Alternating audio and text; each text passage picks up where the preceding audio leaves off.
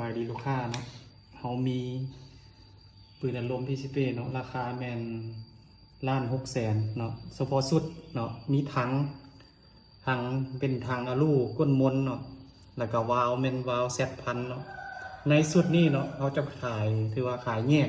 เนาะแยกขายมีถังกับวาล์วนี่แมนราคาแมนอยู่1,600,000กีบเนาะถ้าลูกค้าใดสนใจสามารถสั่งได้เนาะถือว่าเขาสามารถฝากขนส่งให้ลูกค้าได้นะแต่ว่าคันนครหลวงเนาะต้องการแม่นเขาสามารถส่งถึงที่เนาะหรือว่ามีเก็บเงินปลายทางเนาะถ้าหากลูกค้าสนใจเนาะถือว่าเป็นสุดยิงเนาะหรือว่า MC เนาะเขาก็มีแนะนำเนาะถือว่า MC ของเขานี่เนาะถือว่าเป็น MC ใส่วาล์วแซบพันทางเป็นทางมนๆเนาะเราเป็นเรา XM8 เนาะยาว45 เซนหรือว่ากล้องจะเป็นกล้อง Discovery เนาะ3-12 คูณ 42เนาะ MS เนาะถือว่าแล้วก็ในนี่เนาะในสุดนี่จะมีสูบถือว่าเป็นสูบกลางพับได้เนาะถือว่ารุ่นนี้ก็ใส่ดีเนาะในนี่เขาจะแถมลูกปืนกับนึงเนาะถือว่ากับ300 ลูก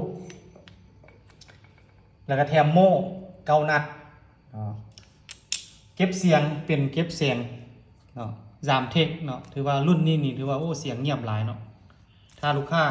บ่ต้องการใส่เรา XM8 แม่นเขาจะเปลี่ยนเขาจะมีเรา TK เนาะถือว่าแล้วแต่ลูกค้ามักเนาะถ้าลูกค้ามักเรา XM8 เขาจะใส่เรา XM8 ให้ถ้าว่าลูกค้าต้องการเรา TK เขาก็จะประกอบเรา TK ให้คือว่าปืนเขาเป็นประกอบตามลูกค้าสั่งเนาะถ้ากรณีลูกค้า